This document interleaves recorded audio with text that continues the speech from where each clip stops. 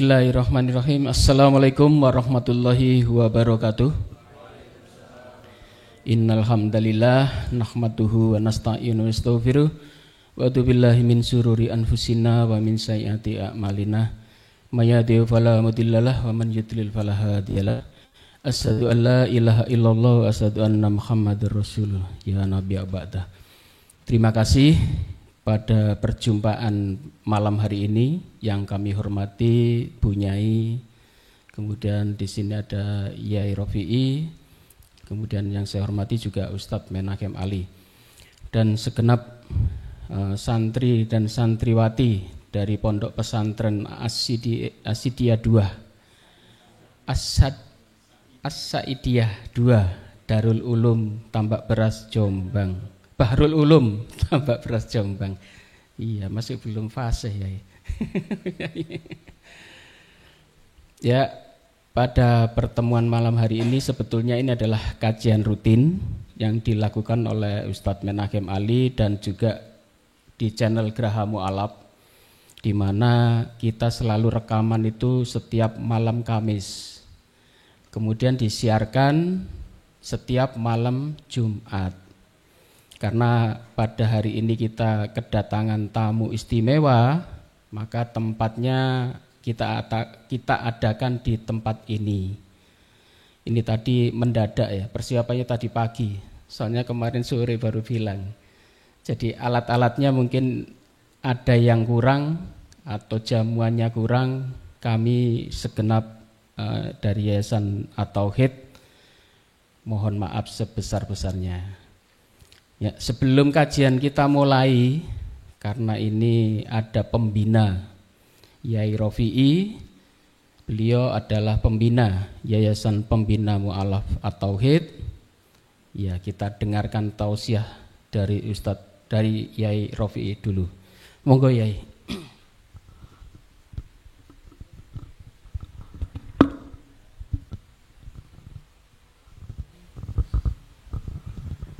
Bismillahirrahmanirrahim. Assalamualaikum warahmatullahi wabarakatuh. Alhamdulillah, alhamdulillah, alhamdulillah, alhamdulillah. Binimatil Islam wal iman wassalatu wassalamu ala Rasulillah. Pertama kita ucapkan syukur kita kepada Allah Subhanahu wa taala, yang kedua kalinya salawat dan salam semoga tetap dilimpahkan kepada Nabi kita, Nabi besar Muhammad sallallahu alaihi wasallam.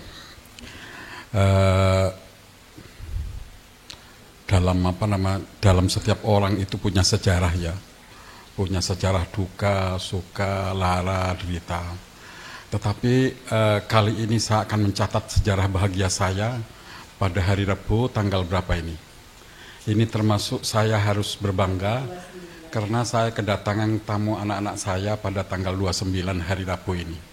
Inilah sejarah yang perlu dicatat di dalam diri saya bahwa inilah hari bahagia.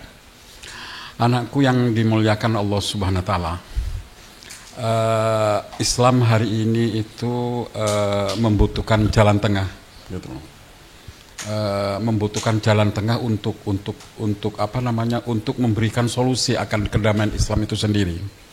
Jadi YPM ini perlu saya jelaskan ya, di samping YPM itu melakukan perang pemikiran dengan orang kafir, sebagaimana yang diramalkan oleh Al-Quran, dinubuatkan oleh Al-Quran, juga umat YPM ini adalah berdakwah ukhuwah Islamiyah, moralitas dan akhlak kepada sesama umat Islamnya. Jadi kami tidak berdakwah berdakwah furu'iyah, pemikiran, kemudian pemahaman dan lain sebagainya. Kami tidak berdakwah itu. Akan tetapi banyak anak-anak yang keluar dari pondok, termasuk saya. Saya dulu setelah keluar dari pondok, ini perjalanan spiritual saya belum berakhir. Saya harus ternyata setelah keluar saya tuh harus ke sini. Dan setiap perjalanan spiritual saya menganggap terminal yang saya lalui itu adalah terminal terakhir, di mana terminal itu adalah pemahaman superior. Nah ini gitu. Saat ini umat Islam itu masing-masing pemahaman itu saling mengejar orisinilitas gitu. saya merasa Islam yang paling orisinil, demikian juga gitu. Nah, saling mengejar ke orisinilitas dan otentititas ini akan melahirkan kepada sebuah pemahaman superior tadi gitu. Akhirnya saling menyalahkan gitu. Nah, disinilah YPM prihatin. Untuk itulah YPM membuat konsep, diantaranya konsep itu banyak, ada 13, diantaranya adalah Islam ini kan akmal, lengkap. Islam dalam sebagai din itu lengkap, akmal tulakum dinukum, lengkap. Jadi Islam sebagai din itu lengkap, tidak boleh ada modifikasi, tidak boleh ada reformasi, tidak boleh ada penambahan. Tetapi Islam dalam tamadun fiddin, dalam peradaban ini akan berjalan. Nah, gitu. Lah Islam dalam tamadun fiddin ini membutuhkan takwil. Karena kalau tidak ditakwil tidak bisa. Satu misal Rasulullah SAW mentakwil masalah hijrah. Rasulullah waktu hijrah, waktu Fathul Mekah itu beliau berbicara begini, kali ini tidak ada hijrah. Yang ada itu hijrah dari keburukan kepada kebaikan. Jadi makna hijrah ini sudah ditawil. Demikian juga kalimat perang, kalimat ajarilah anak-anakmu memanah, ajarilah anak-anakmu melempar tombak. Itu kita harus takwil, gitu loh. Nggak mungkin kita amalkan peradaban itu untuk dilahirkan dalam peradaban masa kini. Gitu. Kalau dulu mungkin untuk mengalahkan musuh itu adalah di era konservatif primitif ya, masalah masalah tahlilan dan tidak tahlilan. Padahal itu sebenarnya tahlilan itu adalah produk pemikiran masa lalu gitu loh, yang bisa dieksiskan atau tidak dieksiskan masa kini. Dan tahlilan itu adalah sebuah sebuah produk yang dulu pernah berjasa. Mungkin saja bapak-bapak kita dulu itu berislam, mengenal Islam karena tahlilan gitu loh. Kemudian kalau sekarang dilalahkan, kan enggak, tahlilan dolalah gitu. Kemudian Maulud Nabi dolalah gitu. Lah inilah bentuk-bentuk yang semacam ini YPM hadir bahwa itu adalah terlalu superior, terlalu jauh saling menuduh, mendolalahkan sesama umat Islamnya. Nah, disinilah YPM hadir, insya Allah nanti diantaranya sama Islamnya. Adapun sesama orang kafir dengan orang kafir itu diramalkan. Nabi itu di mana surat Ali Imran, Allah berjanji kepada Nabi Isa, wa mutahhiruka ilayya. Nabi Allah itu, aku akan mensucikan engkau. Kita tahu bahwa Nabi Isa itu kan cemar dari segi seksualitas. Dengan orang Yahudi dituduh anak zina, dengan orang Kristen dituduh disalib gitu. Bagi orang Yahudi itu tidak masalah mati disembelih, mati dibunuh itu tidak masalah gitu loh. Tapi kalau mati disalib itu terkutuk. Nah, siapa sekarang yang mentohirkan ini kalau bukan santri-santri ini? Gitu. Bahkan ayat selanjutnya itu mengagungkan itu. Gitu. Saya tidak membahas ini panjang nanti ya. Insya Allah nanti ini kapasitasnya Ustadz Ali kapan-kapan mengajilah terus. Dengarkan YouTube beliau, dalami kajian perbandingan agama, insya Allah nanti sampean akan banyak mengetahui. Demikian dari saya, wabillahi taufiq wal hidayah, warida wal inayah, wassalamualaikum warahmatullahi wabarakatuh. Terima kasih untuk Yai Rofi'i sebagai pembina dari Yayasan Pembina Mu'alaf At-Tauhid. Selanjutnya kami minta Ibu Hajah Umdatul Khairat, monggo sedikit wejangan buat kami semua. Bismillahirrahmanirrahim. Assalamualaikum warahmatullahi wabarakatuh. Bismillah, alhamdulillah. Nahmaduhu wa nasta'inuhu wa nastaghfiruh wa na'udzu billahi min syururi anfusina wa min sayyiati a'malina من يهد الله فلا مضل له ومن يضلله فلا هادي له أشهد أن لا إله إلا الله وحده لا شريك له وأشهد أن محمدا عبده ورسوله لا نبي بعده. Al-Mukarram Kiai Rafi'i sebagai pembina Yayasan Pembina Mu'alaf Jawa Timur, Al-Mukarram Ustadz Menachem Ali sebagai mubaligh yang menurut saya ini mubalignya bukan hanya punya kita tapi punyanya kaum muslimin sedunia. Karena itu mari kita doakan semua teman-teman untuk beliau mudah-mudahan selalu sehat walafiat dalam lindungan Allah Subhanahu wa taala. Juga Ustadz Edi Prayitno Paulus dilangi nggih. Asli namanya Paulus Edi Prayitno. Paulus Edi Prayitno yang sangat setia setiap malam Jumat selalu mendampingi Ustadz Menachem Ali untuk berdakwah tentang perbandingan agama antara Islam, Kristen, Yahudi, bahkan agama Hindu, agama Buddha, dan perbandingan-perbandingan yang lain yang menurut saya itu luar biasa. Perkenankan di sini saya akan menyampaikan bahwa saya itu sudah lama sekali merindukan punya seorang guru yang betul-betul cocok bagi saya untuk belajar kristologi. Saya mencoba belajar Alkitab sejak saya masih kuliah sekitar tahun 80-an sampai tahun 85. Tapi setiap yang saya belajar padanya itu kayaknya tidak menguasai materi. Sehingga akhirnya saya tidak belajar, saya baca sendiri. Sekalipun ketika saya baca sendiri itu seperti orang ngaji alibak tak yang tanpa guru itu. Jadi betul-betul gelisah, galau dengan rasa yang sangat syauq, penuh rindu untuk belajar yang namanya Alkitab, seperti yang difirmankan oleh Allah bahwa Allah itu dulu punya Alkitab namanya Taurat, Injil, Zabur, Taurat, Injil, yang sampai kepada kita sekarang adalah Al-Quran. Nah, saya ini rindu sekali belajar Alkitab yang dulu-dulu itu. Tapi kepada siapa saya harus belajar?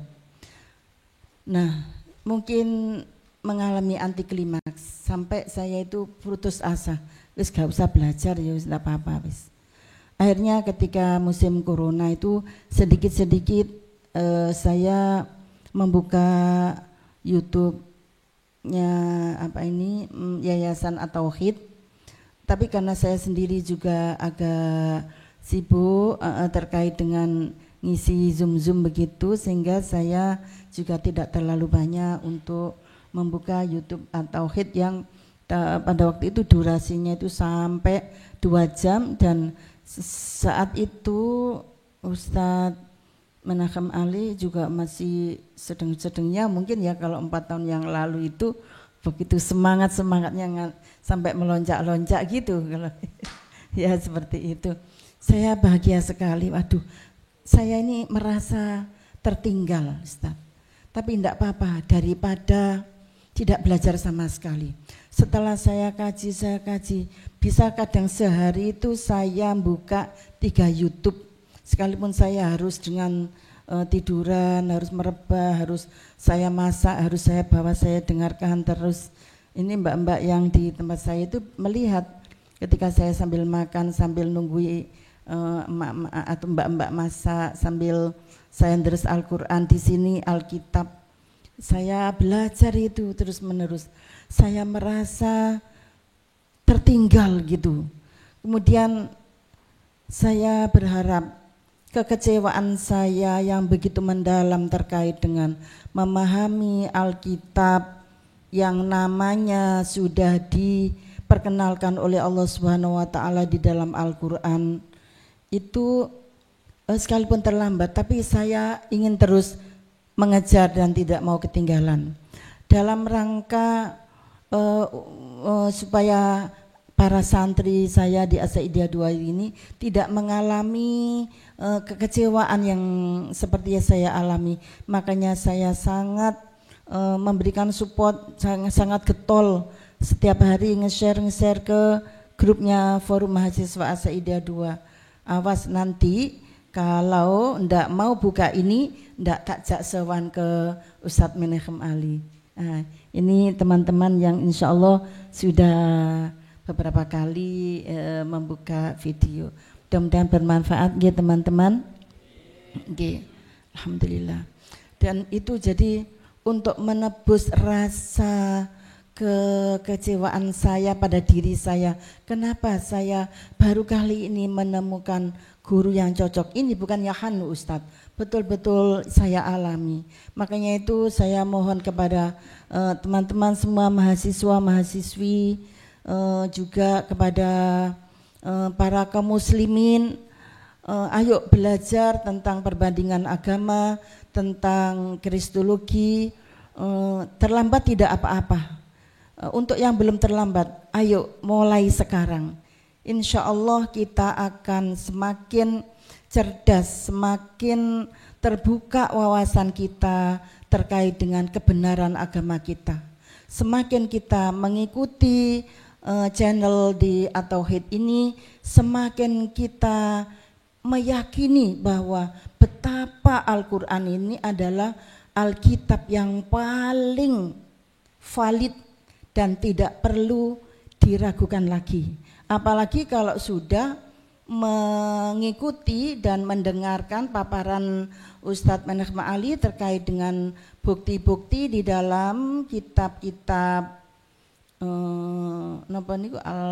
Alkitab, mulai dari Zabur, Taurat, Injil, kemudian Gulungan Laut Mati, dan mungkin kitab-kitab yang lain itu. Semakin haus rasanya saya untuk belajar, sampai saya bingung mana yang harus saya dahulukan untuk dipelajari. Bingung saya Ustadz, tapi alhamdulillah saya kemudian bisa meredam emosi saya yang bingung dari mana saya harus memulai pembelajaran ini.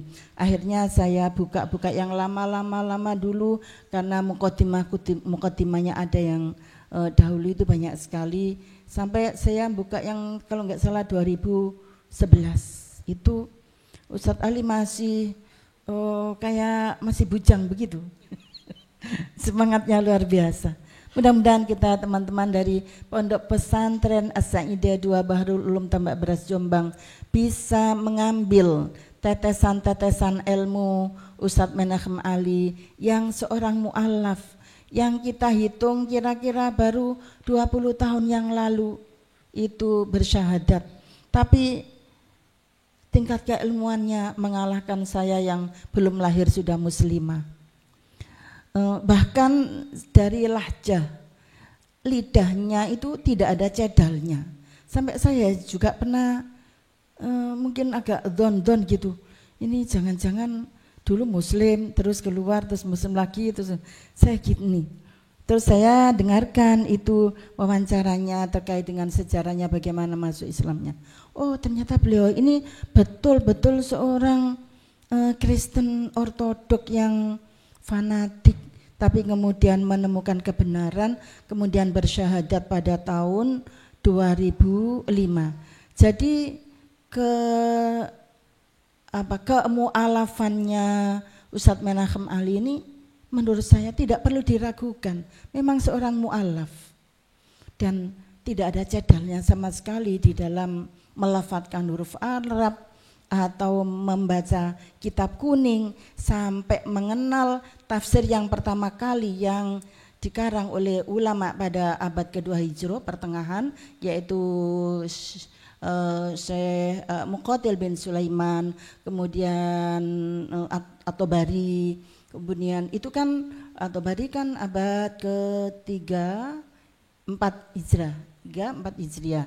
Kemudian sampai pada Ibnu Katsir, sampai pada As-Sayuti yang hidup pada pertengahan abad 89 nggih, Ustaz. Sampai pada tafsir yang paling modern beliau sudah baca. Apalagi kalau beliau memaparkan tentang terkait dengan kitabnya As-Sayuti Ulumul Quran, Al-Itqan fi Ulumil Quran As-Sayuti. Ini tidak semua santri tahu, Ustaz, tentang kitab itu. Saya saja juga punya, cuman jarang buka itu karena terlalu banyak, kecil-kecil kitabnya juga. Saya lebih yang ringan-ringan, misalnya Al-Burhan fi Ulumil Quran, kayak gitu aja yang ringan-ringan. Kemudian ada Ad-Tibyan fi Ulumil Quran Muhammad Ali As-Sobuni, yang ringan-ringan gitu. Tapi untuk yang Ulumul Qurannya As-Sayuti ini saya betul-betul jarang membuka. Nah, ketika panjenengan menyebut di dalam kitab Ulumul Quran yang dikarang oleh Imam As-Sayuti pada abad 8 atau 9 itu wah, saya harus buka lagi nih. Malu dengan yang mu'alaf gitu teman-teman nggih. Ayo jangan ketinggalan, terutama yang al-hafidh yang sudah qiraah asyroh ini sudah khatam. Sudah al-hafidhoh ini sudah 30 juz, Ustaz. Ada santri kita alhamdulillah, misalnya Al-Quran itu dibakar, saya yakin tidak akan hilang, ditulis lagi Al-Quran tulisan saya. Ini karena banyak Al-Hafidh dan Al-Hafidhoh, sehingga tidak usah khawatir misalnya Al-Quran itu hilang, tidak usah khawatir itu Al-Quran akan hilang karena banyak para hafidh-hafidhot. Beda dengan Alkitab yang lain mungkin yang sulit dihafal. Kata abah saya, cirinya kitab yang asli itu gampang dihafal.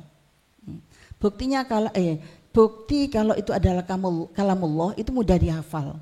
Karena itu menghafal Al-Quran lebih mudah daripada menghafal Al-Hadith misalnya, atau lebih mudah daripada menghafal kitab-kitab ulama salaf yang disebut dengan Kutubut Turos. Nah, ini mudah, jadi dan menunjukkan bahwa betapa Alkitab Al-Quran itu adalah betul-betul wahyu dari Allah Subhanahu wa taala yang kita tidak perlu meragukan lagi, sekalipun di dalam proses penulisannya mengalami proses yang panjang, mengalami proses diskusi di antara para sahabat.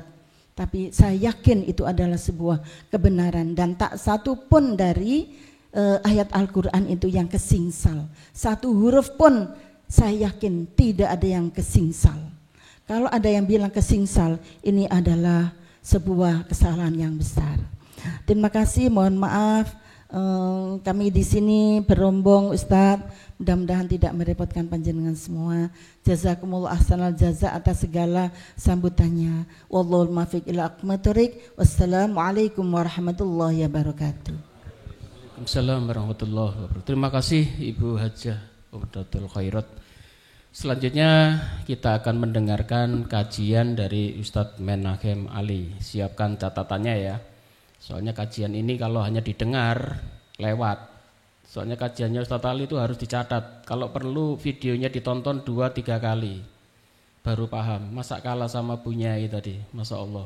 Masih getol membaca kitab-kitab. Baiklah saudara-saudaraku sekalian, tema kita pada malam hari ini adalah sebentar lagi kita akan melakukan yang dinamakan Hari Raya Idul Adha. Insya Allah nanti di tempat ini juga akan dilakukan penyembelihan kurban dan juga insya Allah akan kita lakukan sholat id juga di sekretariat ini, nanti di depan sana, di lapangan sebelah. Dan seperti biasa kalau kita membahas soal Idul Adha itu pasti kalau di orang Islam kita pasti meyakini yang dikorbankan adalah Ismail. Tetapi kalau jenengan paham dunia perdebatan di luar sana itu sangat hebat Kenapa? Karena mereka menuduh Al-Quran tidak pernah menyebut nama. Sedangkan di kitab mereka disebut nama bahwa yang dikorbankan adalah Ishak. Ini adalah sebuah perdebatan yang enggak habis-habis mulai zamannya Nabi mungkin sampai hari ini. Dan insya Allah akan dibahas oleh Ustadz Menachem Ali. Monggo Ustadz. Assalamualaikum warahmatullahi wabarakatuh. Alhamdulillahi rabbil alamin. Alhamdulillahilladzi arsala rasulahu bil huda wa dinil haqq liyudhhirahu 'alad dini kullih wa kafa billahi shahida. Ashhadu an la ilaha illallah wahdahu la syarika lah wa ashhadu anna Muhammadan abduhu wa rasuluh la nabiyya ba'da.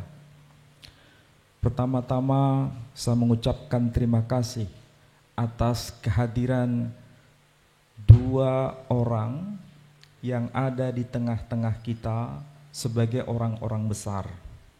Yang pertama, pembina Yayasan Pembina Mu'allaf At-Tauhid, yakni Kiai Rafi'i. Yang kedua, yang tidak asing lagi bagi saudara-saudara yang datang dari Jombang, cukup lumayan jauh dari sini, 1 jam lebih. Beliau adalah Nyai Omdah. Kalau saya sebut Nyai Omdah, saya kira semua sudah tahu. Dan beliau, seingat saya, sudah 2 atau 3 kali ke rumah saya. Mudah-mudahan ini merupakan awal untuk kita saling bisa berkomunikasi, awal untuk saling kita berdiskusi, dan sekaligus bagaimana mempererat tali silaturahim di antara kita semua. Ini tidak perlu tegang ya. Para santri kayaknya kalau ngaji itu tegang. Tapi sebelum kita bahas, para santri itu biasanya akrab dengan sanad ilmu biasanya. Kalau belajar pada orang yang tidak jelas, ini muridnya siapa, ini berguru kepada siapa, nanti itu jadi problem. Tapi kalau dari tambak beras, tidak perlu diragukan. Sanad ilmunya jelas kepada siapa, berguru kepada siapa, ini gurunya siapa, dan seterusnya. Nah, apa yang akan saya sampaikan ini, sebelum saya mulai, saya ingin sampaikan, dan ini belum pernah saya buka sebetulnya. Tapi supaya nanti tidak menjadi masalah, maka perlu saya sampaikan. Saya belajar ilmu kepada guru yang masih hidup sampai sekarang, yakni Syekh Imran Hussein. Syekh Imran Hussein itu berguru kepada Maulana Fazlur Rahman Al-Ansari. Beliau sudah wafat. Beliau nasabnya nyambung kepada Abu Ayyub Al-Ansari, salah seorang sahabat Nabi Sallallahu Alaihi Wasallam, dan beliau berguru dari bapaknya, dari kakeknya, dan seterusnya. Guru yang kedua yang sudah wafat yakni Kiai Haji Abdullah Wasi'an. Saya belajar juga berkaitan dengan kristologi kepada beliau. Beliau juga sanadnya nyambung kepada Kiai Haji Mas Mansur. Kiai Haji Mas Mansur nyambung sampai kepada Kiai Soleh Darat. Dan nanti Kiai Soleh Darat nyambung kepada ke Haromain, nanti bisa dilacak itu. Minimal 2 yang ingin saya sampaikan, masih ada yang lain tapi tidak perlu. Tapi 2 itu menjadi tanda bahwa memang belajar itu perlu guru. Tidak mungkin kita belajar sendiri. Tapi guru memberikan keluasan untuk melakukan riset, dan itu ada bimbingan dari beliau. Nah, tadi sudah diberikan pengantar oleh Pak Edi. Kita akan membahas tema yang agak spesial karena ini masih menyambung berkaitan dengan Idul Adha. Tapi saya tidak bicara mengenai kurbannya, tapi saya bicara mengenai tokoh utama dalam pelaksanaan kurban. Yakni tokoh ini dikenal dengan nama Ibrahim. Kebetulan di sini ada yang sudah hafidz, bukan 30 juz, tapi insya Allah sudah 300 juz ya. Karena Quran itu kan adalah 10 qiraah. Kalau 10 qiraah berarti 300 juz. Nah, itu luar biasa. Dan kalau kita pernah belajar salah satu qiraah yang bernama qiraah Hisham, kalau misalnya membaca surah Al-Baqarah, yakni surah yang kedua, ayat 127, Bismillahirrahmanirrahim. Wa idh yarfa'u Ibrahimul qawa'ida minal baiti wa Ismail Rabbana taqabbal minna innaka antas samiul alim. Nama yang muncul di ayat itu tidak berbunyi Ibrahim, tapi berbunyi Ibrahim. Tapi kalau kita baca qiraah yang lain, misalnya qiraah Warash atau qiraah Hafs yang sering kita baca, tidak berbunyi Ibrahim tapi berbunyi Ibrahim. Betul tidak? Nah, saya kira dari situ kita bisa mulai mengkaji bagaimana Quran itu ada relasi dengan kitab para nabi sebelumnya yang tadi diutarakan oleh Nyai Umdah, bahwa Quran itu ada kaitan juga dengan kitab Taurat, ada kaitan dengan kitab Zabur, ada kaitan dengan kitab Injil. Nah, tapi bagaimana kaitan itu? Sebagaimana yang disampaikan di dalam Al-Quranul Karim. Salah satu ciri sebagai seorang mukmin itu adalah membenarkan kitab-kitab sebelumnya. Bahkan ditegaskan di bagian awal-awal ayat di dalam surah Al-Baqarah. Salah satu cirinya adalah walladzina yu'minuna bima unzila ilaika wa ma unzila min qablik wa bil akhirati hum yuqinun. Kalau saya baca begini, berarti ini qiraah siapa? Ini qiraah Warash. Jadi kalau qiraah Warash bacaannya adalah walladzina yu'minuna bima unzila ilaika wa ma unzila min qablik wa bil akhirati hum yuqinun. Jadi cara bacanya begitu. Arti dari ayat itu, salah satu ciri orang yang muttaqin adalah beriman atas apa yang diturunkan kepadamu, yakni kepada Rasul Muhammad sallallahu alaihi wasallam yang berupa Al-Qur'an, dan juga beriman atas apa yang telah diturunkan pewahyuan sebelumnya. Berarti kalau pewahyuan sebelumnya merujuk pada kitab Taurat, Zabur, Injil dan segalanya. Nah, salah satu bukti kita tentu bertanya, kalau itu pernyataan Quran, kita pasti sebagai mukmin mengatakan beriman, sami'na wa ata'na. Tapi beriman, apakah cukup dengan iman? Kalau kita hidup di era 5.0 seperti sekarang, generasi yang disebut Gen Z itu, tidak cukup dengan hanya beriman. Beriman itu tidak salah, tapi beriman tanpa menghadirkan bukti itu bermasalah. Beriman tanpa menguji bukti itu semakin bermasalah. Jadi saya kira pesantren dimanapun sekarang sudah mulai mengkaji banyak hal di luar Turath. Kalau Turath sudah biasa, tapi komponen lain berkaitan dengan kajian-kajian ilmiah itu perlu dipahami juga. Nah, salah satu hal yang perlu ingin saya sampaikan, misalnya ada ayat di dalam Al-Quran itu yang berbunyi ayat 29, Huwallazi khalaqalakum ma fil ardi jami'a thumma stawa ilas sama'i fasawwahunna sab'a samawat wa huwa bikulli syai'in alim. Dialah Allah yang telah menciptakan bagi kalian apa yang ada di bumi dan keseluruhannya. Jami'a, semuanya. Kemudian Allah menuju pada penciptaan langit. Penciptaan langit itu kemudian sekaligus disempurnakan semuanya. Berapa jumlah langit yang disempurnakan itu?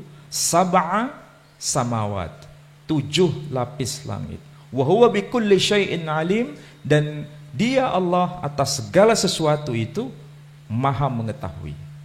Ini ayat khas redaksi Quran. Informasinya jelas, yakni Dia menciptakan bumi dan langit jumlahnya 7. Tapi apakah informasi seperti ini hanya di dalam Quran? Jawabannya tidak. Di dalam kitab lain juga disebutkan itu.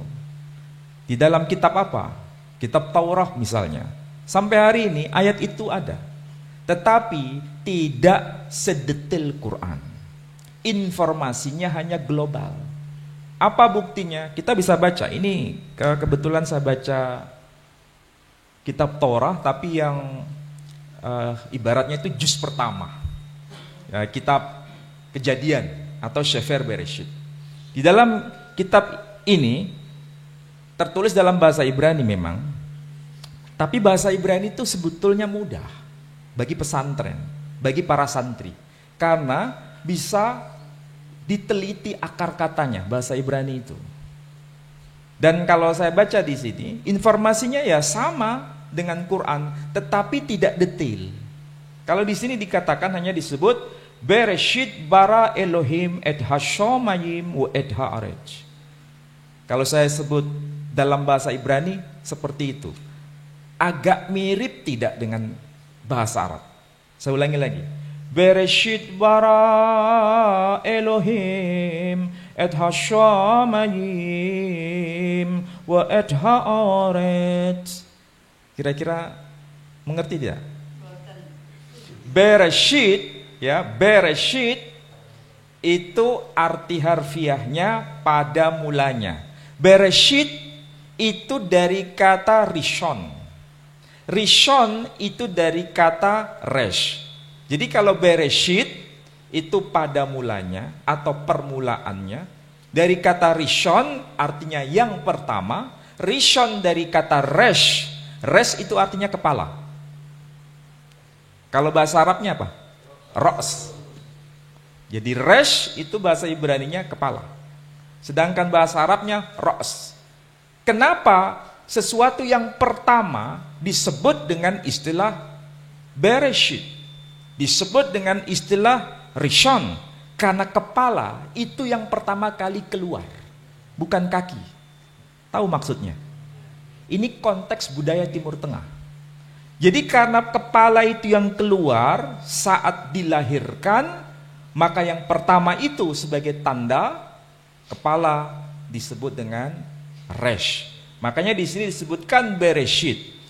Pada mulanya, permulaannya, bara Elohim telah mencipta. Siapa? Elohim. Et hashamayim, shemayim. Kalau bahasa Arabnya, tadi saya kutip ayat tadi, ayat 29, apa? Sab'a samawat. Samawat itu artinya langit-langit. Jadi jumlahnya berapa? Jama', samawat. Shemayim itu bahasa Ibrani, secara harfiah bentuknya jama'. Tapi jamak di sini, shemayim, jumlahnya berapa? Dalam kitab Taurat tidak disebut. Hanya global saja, jamak. Jamaknya berapa jumlahnya? Tidak dirinci. Kemudian wa'ed ha'arej, dan juga bumi. Arej, bahasa Arabnya apa? Al-ard. Sama atau tidak? Sama. Jadi sebetulnya kalau santri itu belajar bahasa Ibrani, lebih mudah. Sama seperti kalau orang belajar bahasa Jerman, tapi dia ngerti bahasa Belanda, gampang. Saya belajar bahasa Jerman gampang karena bahasa Belanda paham. Hollandsprachen, bahasa Belanda itu mirip dengan bahasa Jerman. Jadi kalau Shemayim, Hashemayim itu artinya as-samawat. Berarti jumlahnya banyak, tapi Quran merinci. Berapa itu? Sab'a samawat. Itu dalam Taurat. Kalau saya sebut Taurat paham ya? Saya kutipkan di sini. Kalau bahasa Ibrani disebut toldot Hashemayim wa ha'aret behibbaram. Kalau dilakukan begini. Toldot Hashemayim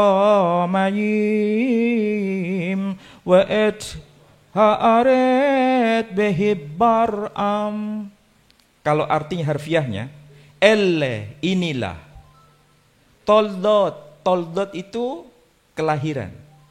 Kalau bahasa Arabnya sama dengan ada ungkapan lam yalid walam yulad. Ini toldot, kelahiran.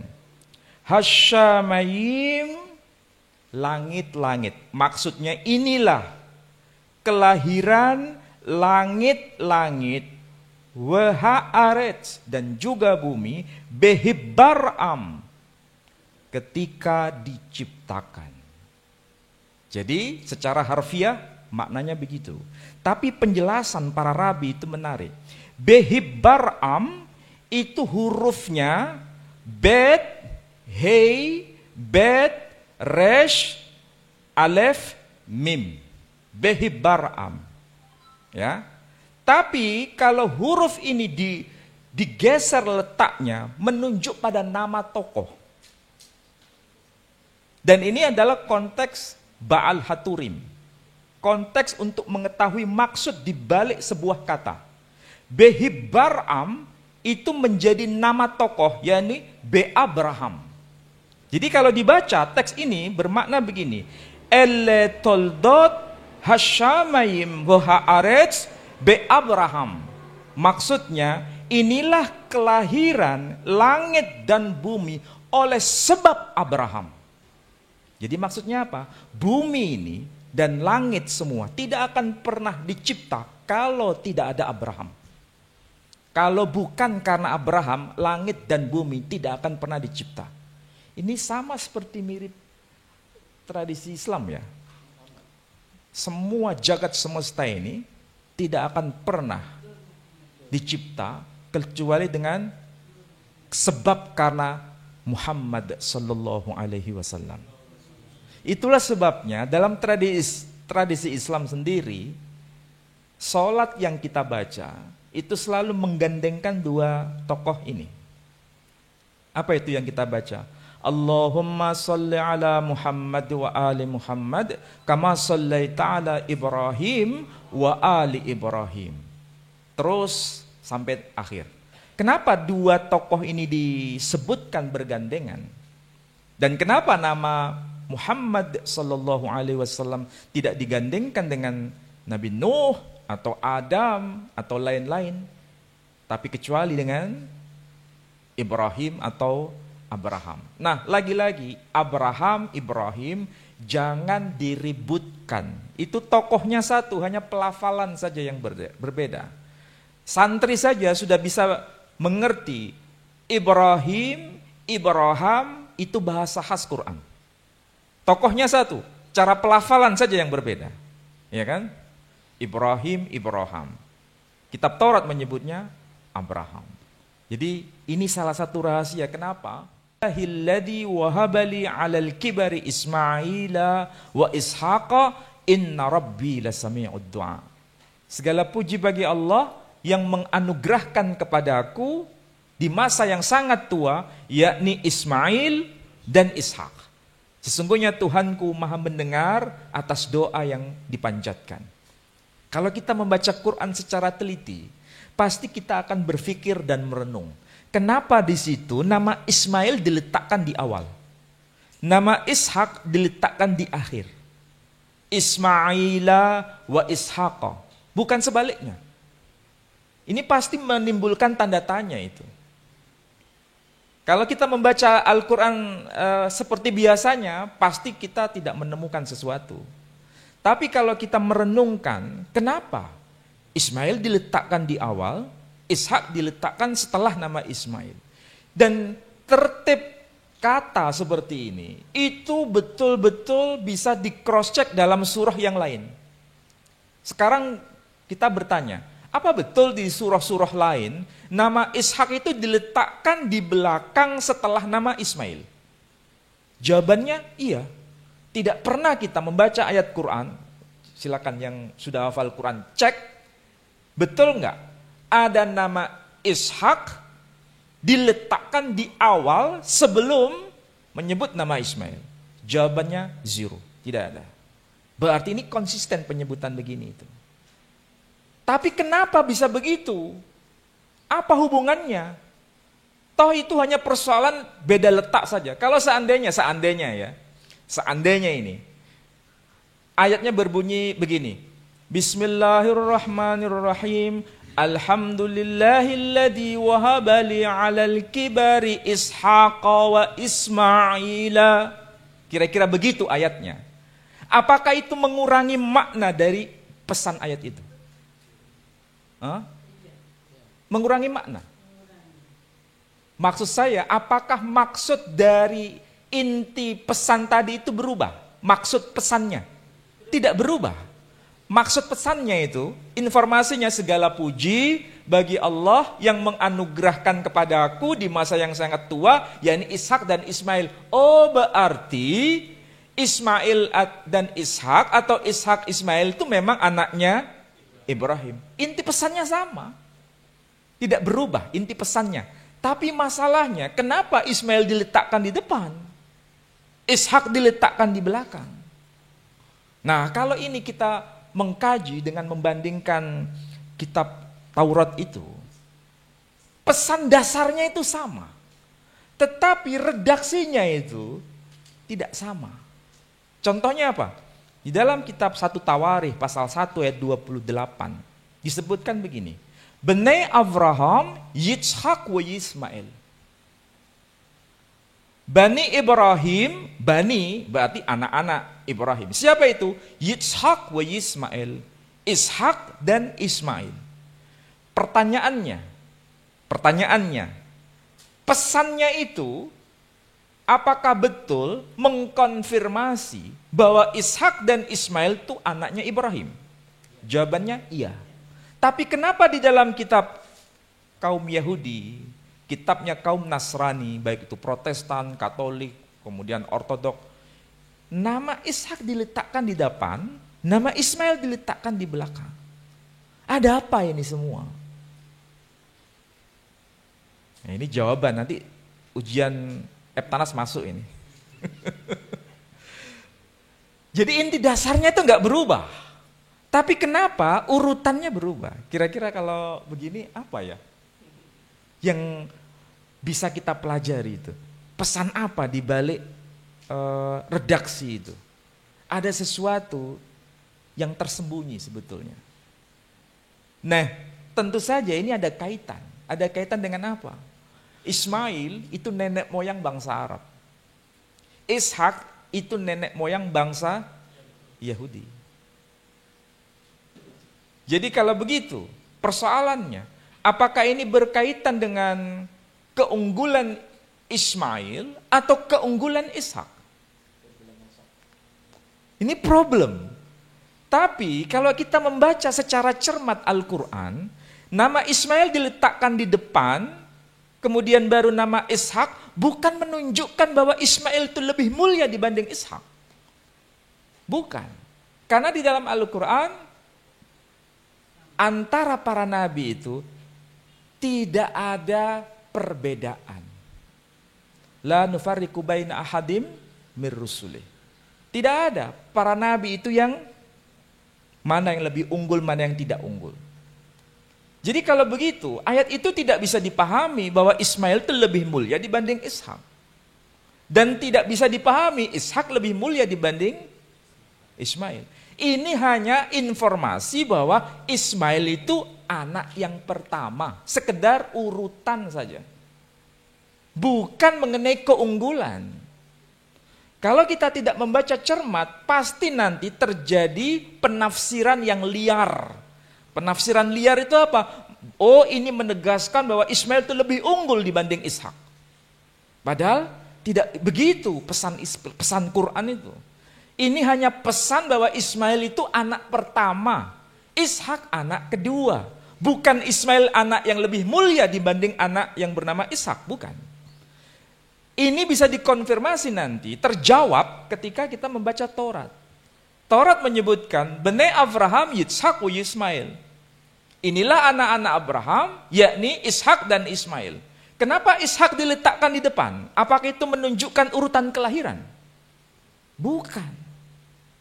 Kenapa Ismail diletakkan di belakang?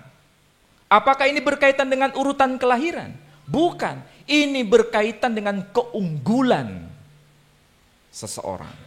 Bahwa memang orang Yahudi menganggap Ishak itu lebih unggul dibanding Ismail. Makanya Ismail yang sebetulnya diceritakan dalam kitab Taurat, Ismail itu anak pertama. Ishak itu anak kedua. Kapan Ismail dilahirkan? Pada saat Ibrahim usia berapa tahun? Pada saat usia Ibrahim 86 tahun, baru Ismail lahir. Baru ketika Ibrahim usia 100 tahun, Ishak lahir. Itu Taurat sendiri menceritakan begitu. Tapi kenapa redaksi di dalam kitab Yahudi sendiri, kenapa Ishak diletakkan di depan? Berarti ada tujuan. Ini bukan bicara mengenai urutan kelahiran, tapi urutan kemuliaan.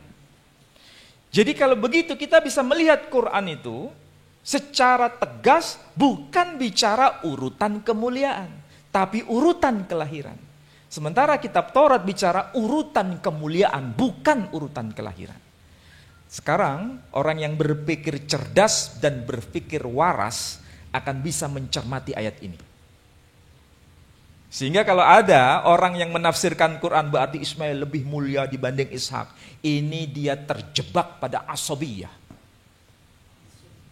ta'assub. Dan Quran tidak mengajarkan itu. Itulah sebabnya kalau seandainya Quran itu nafasnya sama dengan inti pesan dari Taurat, maka Ishak diletakkan di depan, Ismail diletakkan di belakang. Dan kita tahu sendiri bahwa Sayyidah Hajar itu adalah istri yang kedua. Sayyidah Sarah istri yang pertama. Tapi istri yang kedua dapat anak pertama. Istri yang pertama dapat anak yang kedua. Ini balancing. Saya ulangi lagi. Sayyidah Sarah istri pertama dari Ibrahim. Sayyidah Hajar istri kedua dari Ibrahim. Dari Sayyidah Sarah istri pertama dapat anak kedua dari Ibrahim. Sementara Sayyidah Hajar istri kedua dari Ibrahim dapat anak pertama dari Ibrahim. Tapi ini sekaligus membenarkan Ishak adalah anak pertama Sayyidah Sarah.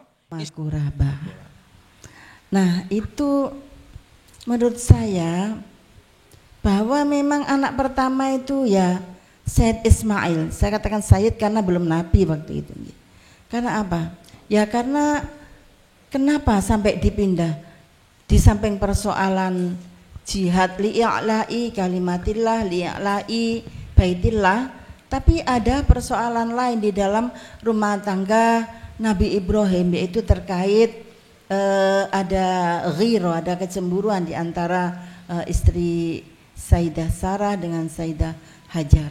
Sampai dalam ceritanya itu adalah Sayyidah Hajar itu dilobangi telinganya oleh Sayyidah Sarah. Kemudian ditambal oleh kuning-kuning yang seperti emas. Sehingga ini diceritakan sebagai sebuah sejarah pertama kalinya anting-anting yang membuat perempuan itu semakin cantik. Nah, ketika Sayyidah Hajar ini semakin tampak cantik karena lobang yang dilobangi oleh Sayyidah Hajar, karena kecemburuannya sangat tinggi sampai rela melobangi telinganya Sayyidah Hajar gitu. Itu adalah sebuah kecemburuan yang besar yang ditangkap oleh Nabi Ibrahim bahwa dua orang ini harus dipisah. Lepas dari itu adalah perintah Allah Subhanahu wa taala. Nah, ini menurut saya ya memang sing pantes itu ya Ismail ya, karena ketika pindah ke Bakkah itu kan Sayyidah Sarah belum hamil. Itu sebuah tambahan mungkin Ustaz. Saya ada sebuah pertanyaan. Di samping alasan yang disampaikan tadi, misalnya alasannya kenapa Royoan menjadi anak pertama antara Sayyid Ismail dan Ishak. Tadi alasannya adalah karena alasannya Ustaz? Alasannya adalah karena royoan kemuliaan. Karena dipahami oleh orang Yahudi itu anak pertama itu lebih mulia daripada anak kedua.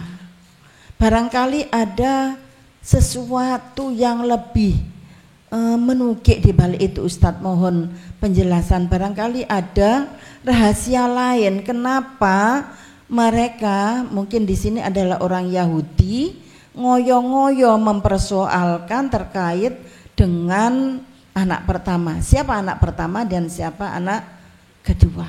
Yang Ismail dan Ishak tentu saja tenang-tenang saja. Monggo Ustadz mangke diterangkan, ada rahasia yang lebih dalam barangkali kami mohon dijelaskan.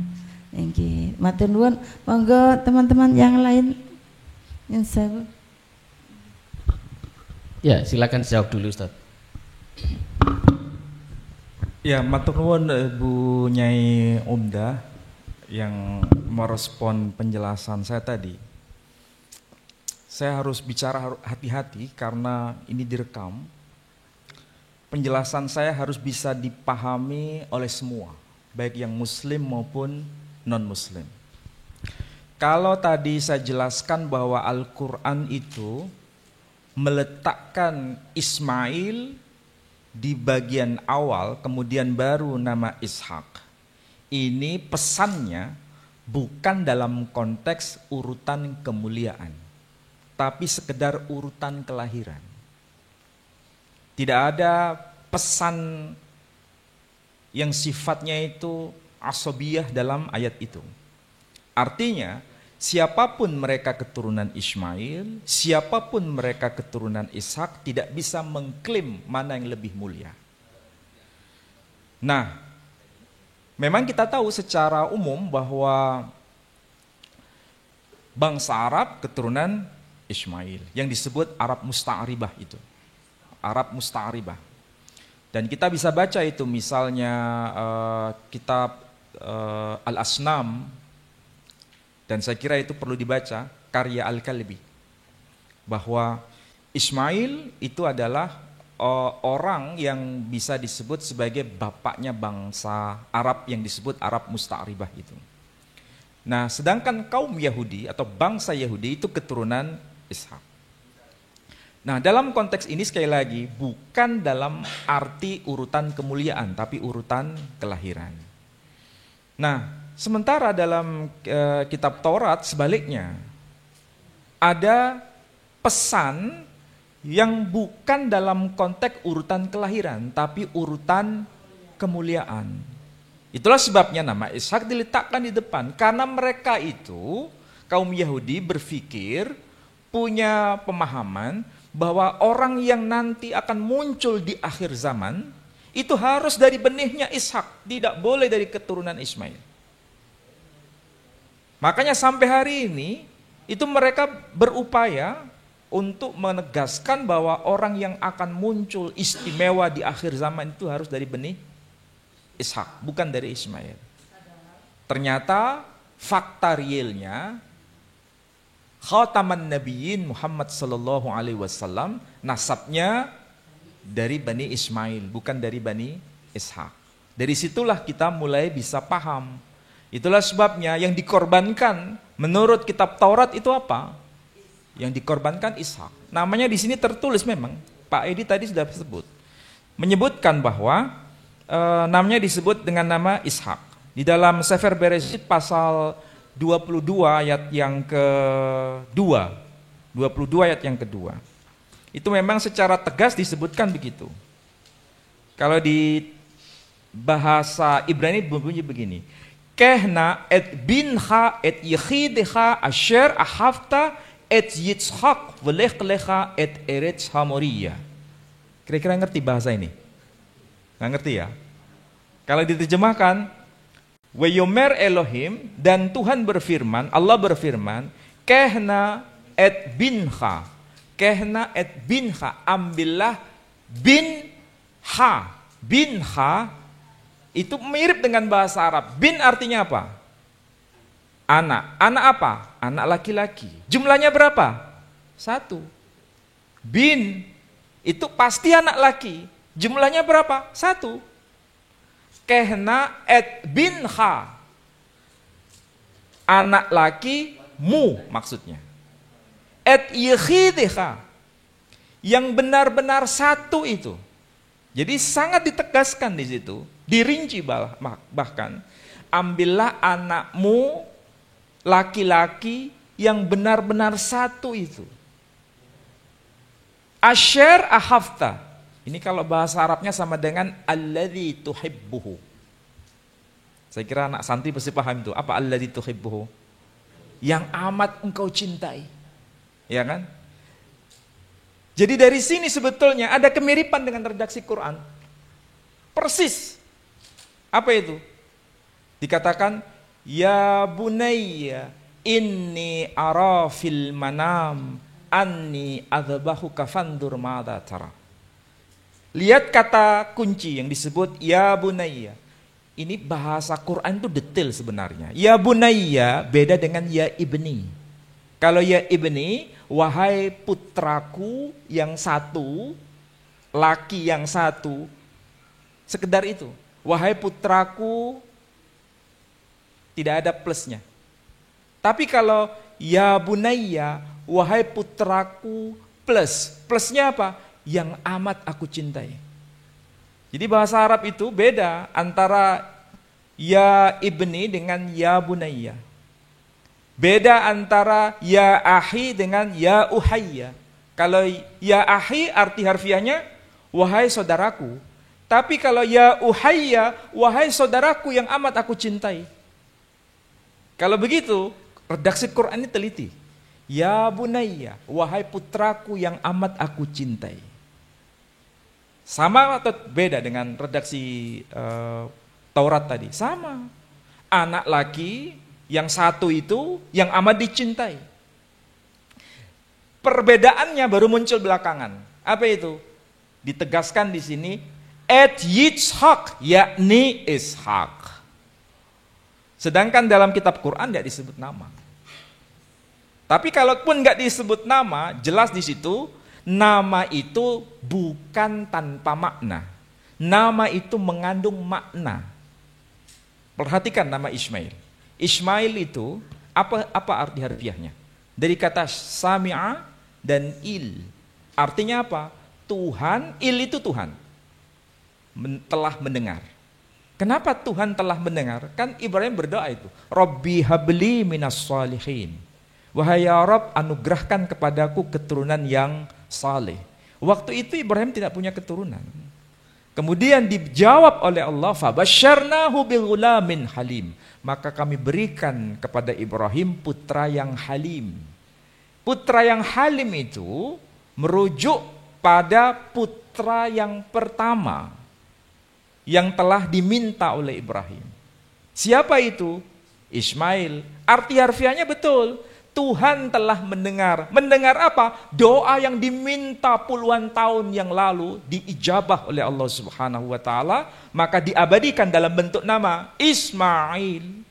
Itulah sebabnya setelah dapat anugerah putra itu baru ada perintah. Perintah apa? Mengorbankan putra itu. Baru kemudian ayat yang ke-12 disebutkan nama Ishak. Apa arti Ishak? Ishak itu artinya tertawa.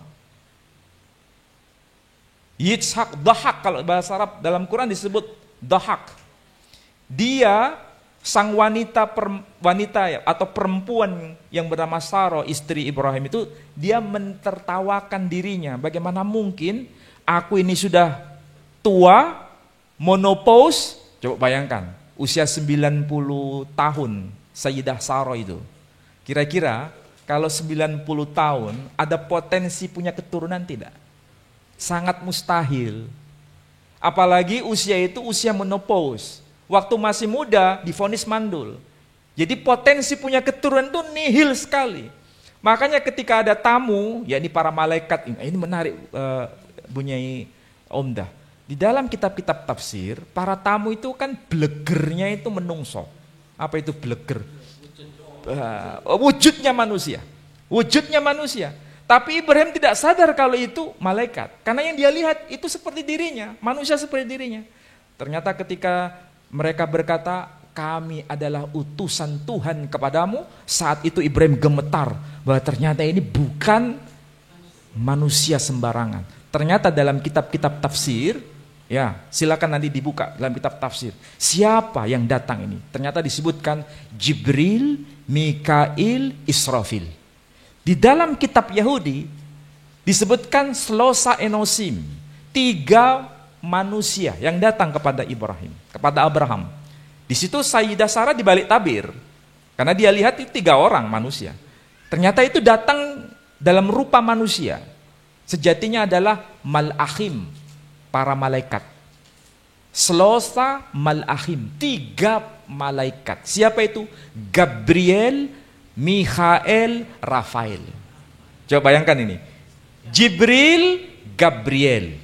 Mikail, Mikhael, Israfil, Rafael. Inilah titik temu di antara agama-agama itu ketemu nanti. Nah, ketika memberitahukan bahwa istrimu itu nanti akan melahirkan seorang putra, Sayyidah Sarah mendengar obrolan di balik tabir itu. Dia menertawakan dirinya. Kamu tertawa. Nanti anakmu kasih nama Yitzhak. Artinya apa? Dia yang tertawa. Jadi nama itu memberikan bukti bahwa memang sebetulnya yang lahir pertama itu Ismail. Kemudian diperintahkan kurban, baru kelahiran yang kedua, yakni Ishak. Jadi sebetulnya jelas Quran itu. Meskipun para ulama ada perbedaan pendapat ya. Perbedaan pendapat. Ada yang mengatakan Ishak, ada yang mengatakan Ismail. Tetapi ya memang ada yang menyebutkan itu. Tapi kalau saya baca ya, tafsir Muqatil Ibn Sulaiman itu memang menyebutkan nama Ishak. Ya. Tetapi ingat, itu bukan tafsir satu-satunya yang sezaman. Ada tafsir lain. Tafsir Sufyan Ats-Tsauri, hidupnya sezaman dengan Muqatil Ibn Sulaiman, menyebut Ismail. Jadi sejak generasi awal itu ada perbedaan pendapat di antara para ulama tafsir ataupun hadis-hadis yang tersebar. Tidak mungkin Muqatil Ibn Sulaiman itu berpendapat secara pribadi. Pasti ada kaitannya dengan hadis-hadis, cuma nggak dituliskan hadisnya di situ, nggak dituliskan. Dan memang kita tahu kan, ada hadis-hadis yang merujuk pada Ishak, ada hadis-hadis yang merujuk pada Ismail. Cuma anehnya begini, ketika menyebut nama Ishak yang dikurbankan, ya ternyata konteksnya itu adalah Mina.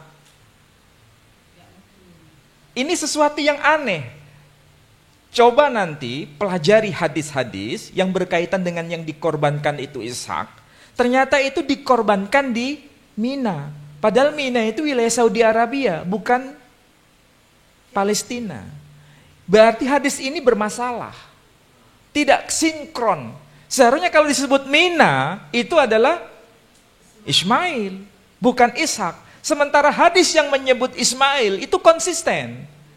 Disebutkan Ismail, tempat penyembelihan Ismail dilaksanakan di Mina. Hadisnya begitu. Jadi jangan berhenti pada ini hadis menyebut Ismail, ini hadis menyebut Ishak. Iya, betul. Ada 2 versi hadis. Tapi 2 versi hadis ini ketika menyebut tempat sama, yakni menyebut Mina. Kalau begitu, logika orang cerdas akan berkata, Apa mungkin Ismail dikaitkan dengan tempat lain kecuali Mina? Apa mungkin Ishak dikaitkan dengan Mina? Jadi membaca hadis itu tidak hanya bicara mengenai sanad, tapi bicara mengenai matan. Matan dan sanad kedua-duanya itu harus sinkron. Ketika sanad sahih sementara matannya bermasalah, berarti ini bermasalah. Saya kok terlalu menggebu-gebu kayaknya. Barangkali nanti Kiai atau Bunyai bisa tambahkan informasi. Ini tadi yang dibahas oleh Ustadz Ali adalah kitab Kejadian pasal 22 ayat 1. Soalnya ini kemarin sudah latihan kristologi Ustadz. Tak suruh download Alkitab. Nah, itu bisa dibuka di kitab Kejadian pasal 22 ayat 1 sampai seterusnya itu ya. Nah, itu yang disebut Ustadz Ali anehnya di situ. Ini kitab orang Yahudi ya. Jadi ambillah anakmu yang tunggal. Ayat 2 kan menyatakan apa? Tunggal. Tetapi akhirnya di situ disebut nama siapa? Ishak. Ishak itu tunggal atau dua? Anak tunggal siapa? Ismail kan? Nah, itu di kitab mereka ini, kitabnya orang Yahudi sebetulnya sudah disebut yang dikorbankan itu adalah anak tunggal. Berarti kan belum punya adik. Nah, tetapi ditambahi dengan nama Iska. Nanti dipelajari ya, itu kitab Kejadian pasal 22 ayat 1 dan seterusnya. Silakan yang mau bertanya. Ayo, mumpung ketemu Ustadz Ali ini, manfaatkan waktu sebaik-baiknya. Bertanya nggak usah malu, nggak usah sungkan, nggak usah takut ditertawakan, nggak usah. Ayo, yang akhwat mungkin. Biasanya yang jeli ini putri ini, ayo bertanya yang tajam. Itu mic-nya dipakai, silakan digilir ke belakang.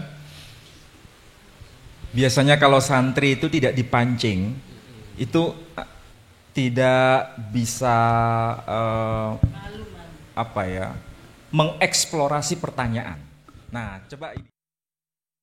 Anak ini akan pergi ke sana. Kami akan sembahyang. Sesudah itu kami kembali kepadamu.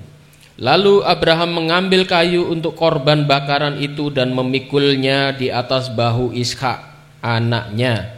Sedang di tangannya dibawanya api dan pisau. Demikianlah keduanya berjalan bersama-sama. Lalu berkatalah Ishak kepada Abraham ayahnya, "Bapa." Saud Abraham, "Ya anakku." Bertanyalah ia, "Di sini sudah ada api dan kayu. Di manakah anak domba untuk korban bakaran itu?" Saud Abraham, "Allah yang akan menyediakan anak domba untuk korban bakaran baginya, anakku." Demikianlah keduanya berjalan bersama-sama. Oke, sekarang kalau perhatikan ya, saya tidak bermaksud menyalahkan siapapun. Kita hanya membaca dan membandingkan. Pilihan, keyakinan, silakan masing-masing. Cuma kalau kita membaca Quran tadi, dialog antara ayah dengan sang putra itu begitu intim. Bahkan ada keputusan. Fandur ma'adatara. Apapun perintah Tuhan lakukan. Ini Quran. Sementara kalau kita baca tadi, kita simak sama-sama. Perintah Tuhan kepada Abraham itu untuk mengorbankan putranya yang disebutkan namanya, yakni Ishak. Kemudian Ishak dibawa.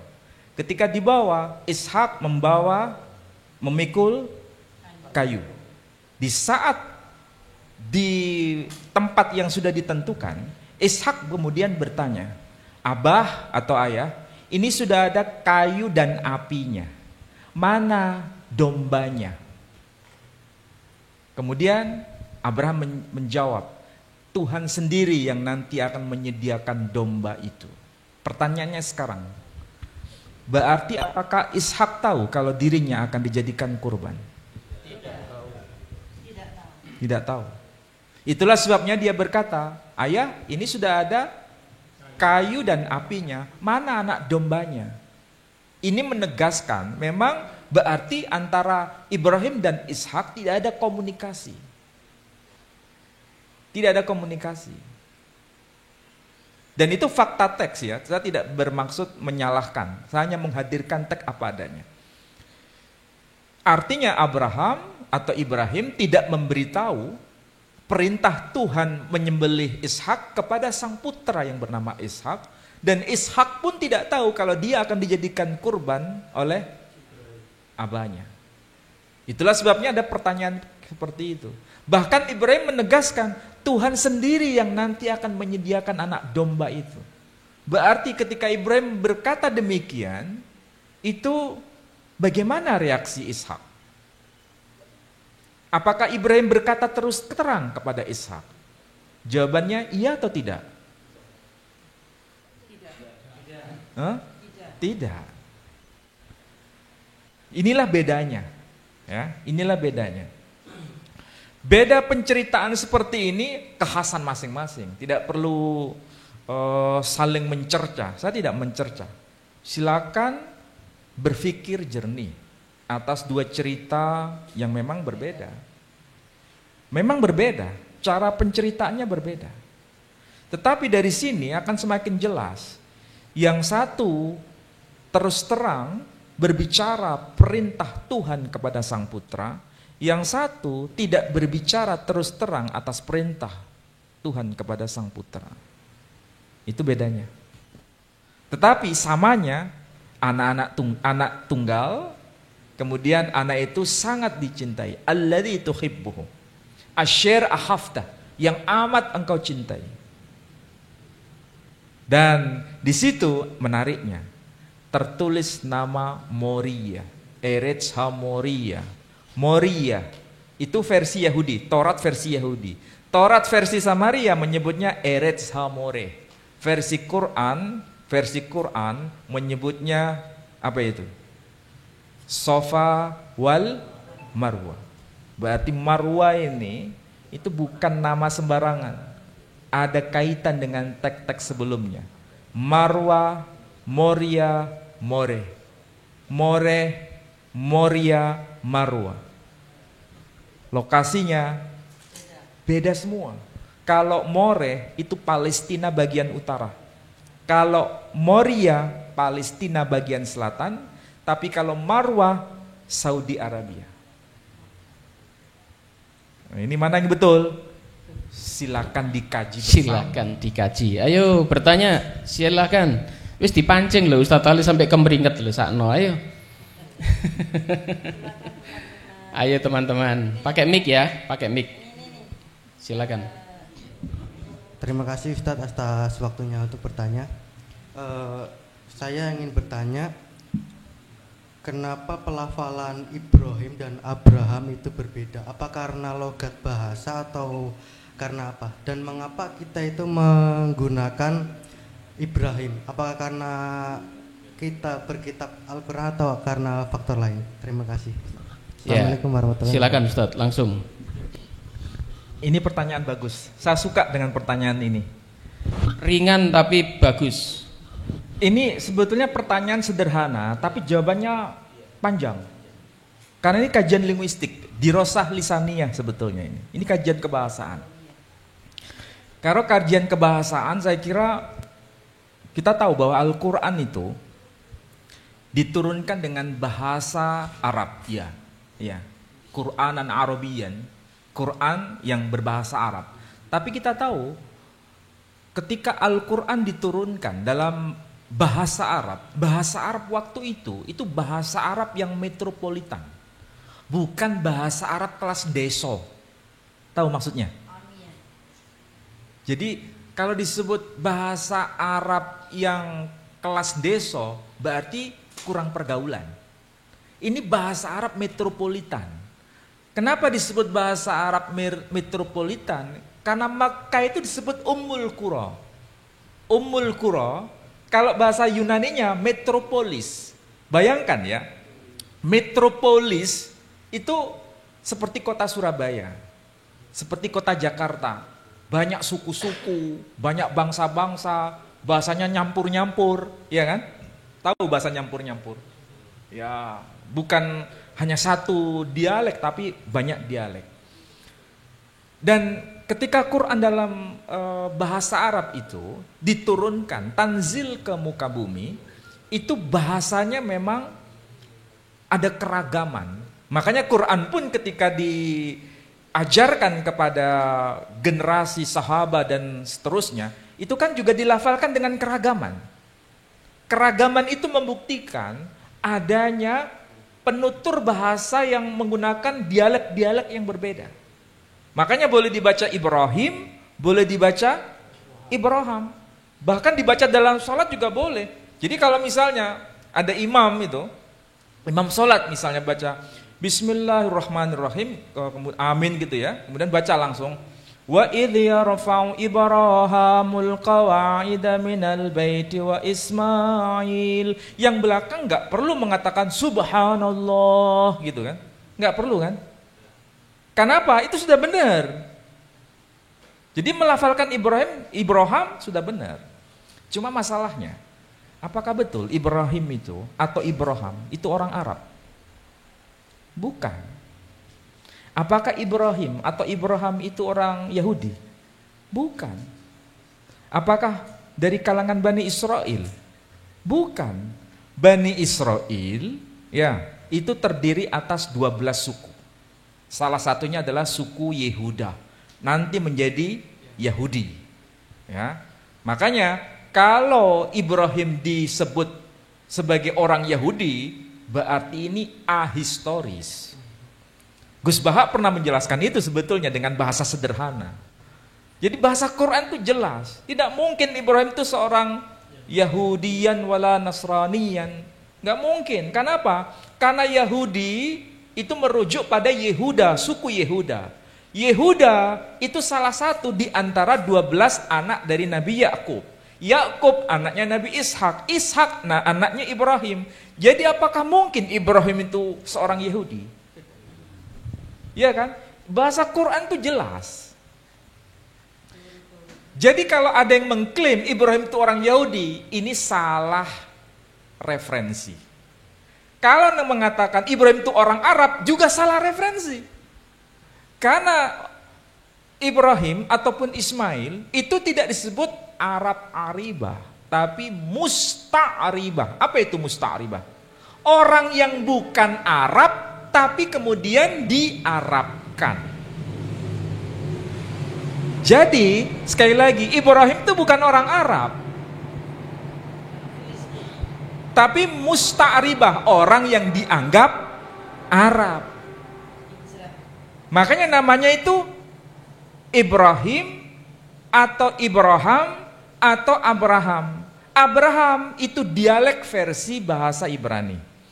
Ibrahim atau Ibrahim dialek bahasa Arab. Artinya tidak boleh diklaim bahwa Ibrahim itu orang Arab dan tidak boleh diklaim Ibrahim itu orang Yahudi. Bukan berasal dari keduanya. Dia berasal dari Babilonia. Mana itu Babilonia? Sekarang itu Irak. Bahasa apa yang dipakai zaman itu? Bahasa Akkadia. Bahasa Akkadia. Bahkan orang Hindu pun mengenal sang tokoh ini. Namanya bukan Ibrahim, namanya juga bukan Ibrahim, namanya juga bukan Abraham, namanya juga bukan Abram, namanya Abhiram. Dalam kitab Bhavisva Purana, pertanyaannya, apakah boleh orang Hindu mengklaim bahwa Ibrahim itu adalah bagian dari agama Hindu? Sah-sah saja. Karena memang beliau itu bukan dari bangsa Arab, juga bukan dari bangsa Yahudi. Bangsa mana dia? Sejarah membuktikan bahwa beliau lahir di kawasan Mesopotamia atau Babilonia itu. Babilonia itu Babel. Dalam Quran disebut Malakaini bi Babila Harut wa Marut. Babil. Ya kalau kita baca kitab Taurat menyebutnya Babel. Babel itu arti harfiahnya, ya, arti harfiahnya. Bab itu pintu. El Tuhan. Jadi pintu Tuhan. Kalau bahasa sederhana pintu surga atau pintu Mahadeva. Mahadev, Tuhan itu kan Mahadev. Berarti ajaran Hindu ikut juga berperan dalam konteks ini. Makanya kadang-kadang ini satu tokoh bisa menjadi milik bersama. Bisa jadi milik bersama. Cuma mana yang betul? Wallahu a'lam. Karena sampai sekarang pun kita nggak ada bukti secara konkret apakah betul yang namanya Ibrahim itu orang Arab, nggak ada bukti. Apakah beliau orang Yahudi? Juga nggak ada bukti. Apakah beliau orang Hindu? Juga nggak ada bukti. Tapi yang bisa dijelaskan, beliau tempat pijakannya ditemukan di Saudi Arabia. Makamnya ditemukan di Palestina. Tapi beliau pernah berkunjung sampai ke Mesir. Beliau juga pernah berangkat dari kawasan Mesopotamia. Bayangkan itu jaraknya berapa lama itu. Migrasinya kemana-mana itu. Jadi itulah sebetulnya kalau kita belajar sang tokoh yang bernama Ibrahim, kita semakin bisa memahami bahwa tokoh ini bukan eksklusif milik kita. Itu milik bersama. Kalau bahasa saya, dialah perekat dari agama-agama. Meskipun dalam perspektif yang berbeda. Makanya disebut Afhamu Minim, artinya bapak orang-orang yang beriman. Jadi Afhamu Minim, bapak orang-orang yang beriman. Dan dia menegakkan emuna. Emuna itu iman yang benar, berkaitan dengan Tuhan yang satu. Elohim Echad, Tuhan yang satu.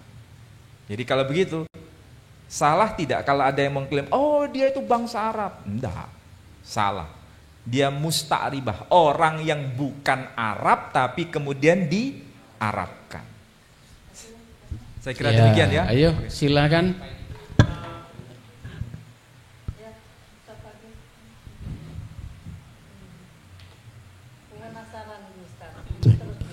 Assalamualaikum warahmatullahi wabarakatuh. Ustadz, di sini kami ingin bertanya tentang tadi kan jenengan mengatakan bahwa di dalam Alkitab juga Nabi Ibrahim disyariatkan untuk berkorban yang ditujukan kepada Nabi Ishak, gitu. Berarti agama lain apakah juga bersyariat sama seperti Islam atau berbeda? Atau syariatnya berbeda? Mboten, syariat di Islam kan berkorban itu syariat Islam. Nggih. Apakah bersyariat juga atau mboten? Cukup sekian. Kalau di dalam Islam ada yang disebut Idul Kurban. Insya Allah tanggal 17 besok ya. Bulan Januari. Kok Januari? Bulan Juni, sorry. Jadi bulan Juni tanggal 17 insya Allah kita memperingati itu, memperingati peristiwa kurban yang dilakukan oleh Ibrahim atau Abraham. Apakah orang Yahudi memperingati itu setiap tahun? Jawabannya iya. Tapi namanya Akedah Yitzhak, pengikatan Ishak. Dan itu dirayakan pada perayaan menjelang Yom Kippur. Jadi ada akidah itu, akidah mengenai syariat mengenai kurban itu ada. Dan memang memotong binatang kurban, makanya pelaksanaannya itu sebetulnya 3 kali dalam setahun. Tapi karena Baitullah itu hancur, kan itu adalah puing-puing gitu ya di Yerusalem, Baitul Maqdis itu, maka syariat pelaksanaannya di sana nggak bisa dilakukan, nggak bisa dilakukan. Tetapi peringatan itu bisa dilakukan di berbagai mana tempat. Menyembelih apa? Ya menyembelih binatang, bukan menyembelih manusia lagi. Memang asal usulnya berkaitan dengan penyembelihan Ishak, tapi di situ ada perintah. Tapi ini bukan kurban untuk penebusan dosa, bukan. Tapi kurban untuk cinta hanya untuk dia, bukan untuk selain kepada dia. Jadi Ibrahim diajarkan jangan ada kemelekatan mengenai hak sesuatu selain dia saja. Memfanakkan semua hak kepemilikan kecuali hanya dia saja. Inilah tauhid tingkat tinggi yang diajarkan Allah kepada Ibrahim. Jadi bukan dalam konteks penebusan, tapi mempersembahkan hidup hanya untuk dia, bukan untuk selain dia. Iya, itu saja. Nah, saudara kita kaum Nasrani memaknai dengan makna tambahan. Maksudnya apa? Makna penebusan dosa. Dan itu karakter dari kekhasan tradisi Kristiani. Apakah diperingati setiap tahun menyembelih kurban? Tidak. Cukup kurban itu kurban Kristus untuk selama-lamanya. Nah, yaitu saudara kita kaum Kristiani dan kita tidak boleh ikut campur dalam persoalan itu. Inilah kekhasan dari tradisi Kristiani. Nah, kalau begitu masing-masing punya jalan. Cuma jalan syariat versi Islam lebih dekat dengan jalan syariah versi Yahudi. Itulah sebabnya dalam segala hal banyak kemiripan dalam persoalan kurban ini. Saya kira itu ya yang bisa saja. Ya, ayo yang belakang, ayo. Monggo. Iya, ini sebentar lagi kita tutup ya, sampai 9:30, tinggal 14 menit lagi. Ayo dimanfaatkan waktunya.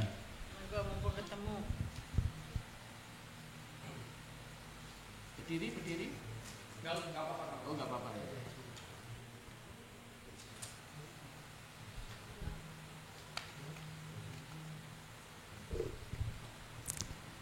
Terima kasih atas kesempatannya untuk kami bertanya. Terkait pembahasan sebelumnya, bahwasanya Ustadz memberi pemaparan bahwa nama Ismail secara harfiah itu di dalamnya terdapat sebuah arti il dan samia yang maknanya Allah mendengarkan doa Nabi Ibrahim. Kemudian turunlah wahyu bahwasanya Nabi Ibrahim akan mendapatkan keturunan. Kemudian kalau di dalam Taurat dikatakan bahwasanya yang pertama lahir yaitu Ishak. Benar. Yang pertama lahir tetap Ismail. Tetap Ismail. Lalu apakah Ishak itu juga ada arti secara harfiahnya?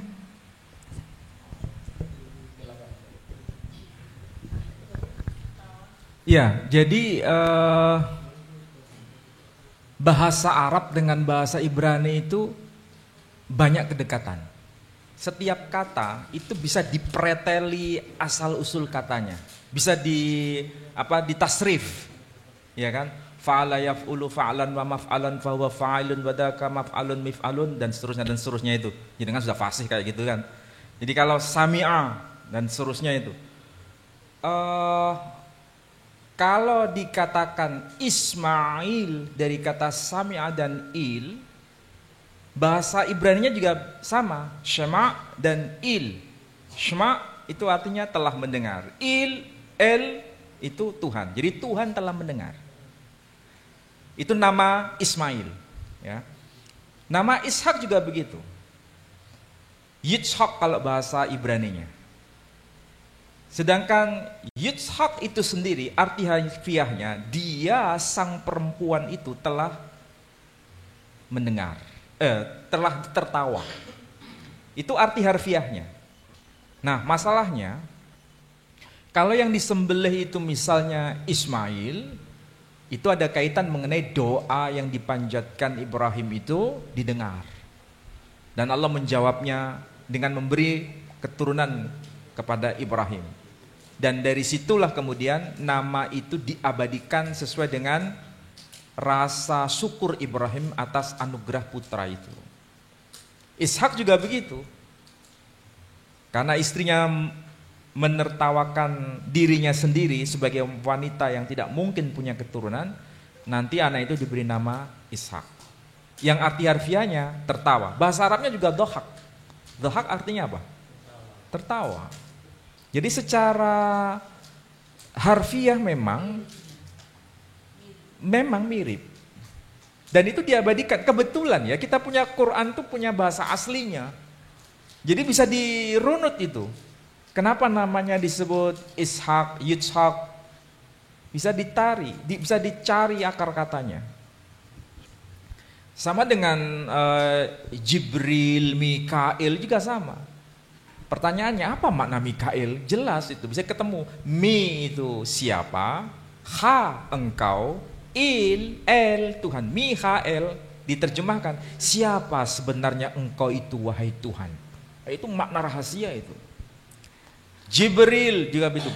Gabriel dari kata jabar dan il. Apa jabar? Dia kan memaksa, dia yang perkasa. Il, Tuhan. Jadi Tuhan yang maha perkasa, Tuhan yang maha menentukan. Itulah makna. Jadi nggak mungkin dalam Quran itu nama tanpa makna. Tapi masalahnya kadang-kadang kita itu nggak teliti dengan redaksi Quran. Saya kira itu ya yang bisa saya jawab.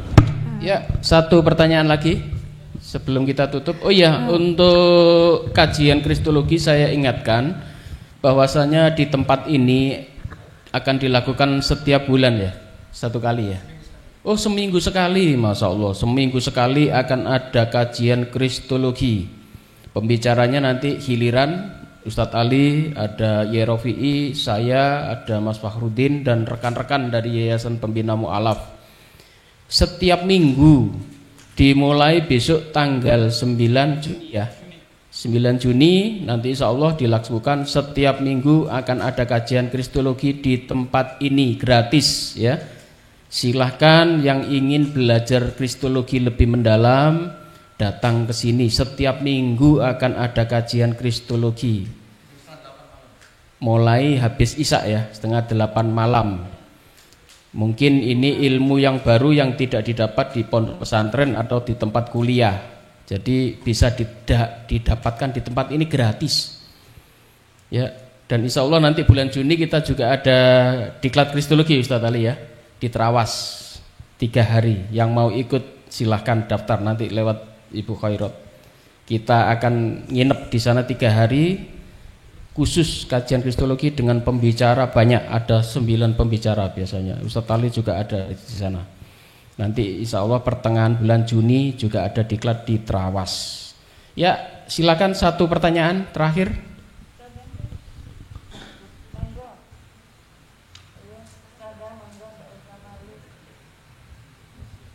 Ayo silakan. Soalnya ada pertanyaan, Nabi Ibrahim itu pernah ke Mekah enggak? Pernah bangun Ka'bah atau enggak? Itu kan pertanyaan-pertanyaan umum itu harus ditanyakan, mumpung ada Ustadz Ali di sini. Assalamualaikum warahmatullahi wabarakatuh. Sebelumnya mohon maaf Ustadz. Saya jadi terfikirkan kenapa ya Tuhan itu kok menurunkan beberapa kitab, banyak kitab yang akhirnya menyebabkan banyak perselisihan seperti Nabi Ishak, Nabi Ismail, kemudian yang sab'a samawat yang di Taurat ada banyak langit, yang di Al-Quran ada 7 langit. Padahal pada akhirnya yang paling benar itu Al-Quran dan semuanya itu sama turun dari Tuhan. Itu kenapa kok jadi banyak kitab gitu? Mohon maaf belibet. Silakan Ustadz. Kok banyak kitab dan itu bikin kacau, bikin perselisihan, perdebatan, gak entek-entek. Kalau kita membaca kitab yang tadi sempat disampaikan oleh Ibu Nyai Omda, yakni kitabnya Al-Imam Jalaluddin Asyuti, Al-Itqan fi Ulumil Quran. Kitab Al-Itqan itu perlu dibaca sebetulnya. Karena itu banyak mengandung informasi berkaitan dengan mufradat Al-Quran, kosakata yang termaktub dalam Quran. Kosakata yang termaktub dalam Al-Quran itu sebetulnya asal usulnya tidak murni Arab. Ada sebagian yang bukan Arab tapi diarabkan. Jadi misalnya kata Injil itu dari mana? Apakah asli bahasa Arab? Coba cari akar kata istilah Injil dalam bahasa Arab. Sampai ila yaumil qiyamah nggak ketemu. Karena memang itu bukan asli bahasa Arab. Kata Ilyas dalam bahasa Arab tidak ketemu. Berarti itu bukan asli bahasa Arab. Kata Harut, Marut juga bukan bahasa Arab. Kata apalagi misalnya, termasuk kata Ibrahim dan lain-lain. Intinya Quran itu menghadirkan multibahasa di dalam format bahasa Arab metropolis itu. Dan kata-kata yang tadi saya berikan contoh, itu termaktub dalam kitab-kitab yang lain. Berarti intinya adalah Quran itu semacam guidance. Orang yang mendengar pelafalan Quran dari komunitas agama yang berbeda, langsung di situ ada sambung. Ada perasaan, kok seperti yang termaktub dalam kitab saya ya? Kok menyebut nama Harut, Marut? Orang Hindu paham tuh. Meskipun yang dibacakan tuh Quran bahasa Arab, tapi ketika menyebut Harut dan Marut, yang kemudian ada muncul getaran, ada frekuensi getaran, itu orang-orang Hindu. Karena memang istilah Harut Marut itu bahasa Sanskerta sebetulnya, yang diarabkan, bahasa Parsi yang diarabkan. Ketika menyebut Ilyas, orang-orang Yunani pasti paham itu. Karena ini adalah tokoh yang termaktub dalam kitab Septuaginta bahasa Yunani, yang namanya disebut Elias. Berarti mereka itu nyambung, loh kok menyebut Ilyas? Kok sama seperti yang termaktub dalam kitab kami, Elias. Cuma mengalami arabisasi, Ilyas. Jadi ada sambung di situ. Nah, masalahnya pertanyaan tadi, kenapa Tuhan nggak menurunkan satu kitab saja? Kitab-kitab yang diturunkan para nabi sebelumnya itu dalam bahasa masing-masing kelompok. Dalam bahasa Sanskerta, dalam bahasa Pali, dalam bahasa Mandarin, dalam bahasa Parsi dan lain sebagainya. Ketika Quran diturunkan itu dalam rupa atau wujud bahasa Arab metropolis, yakni bahasa Arab campuran. Campuran apa? Campuran dari beragam bahasa di situ. Jadi tidak cukup menguasai Quran dengan belajar satu bahasa. Nggak cukup sebetulnya.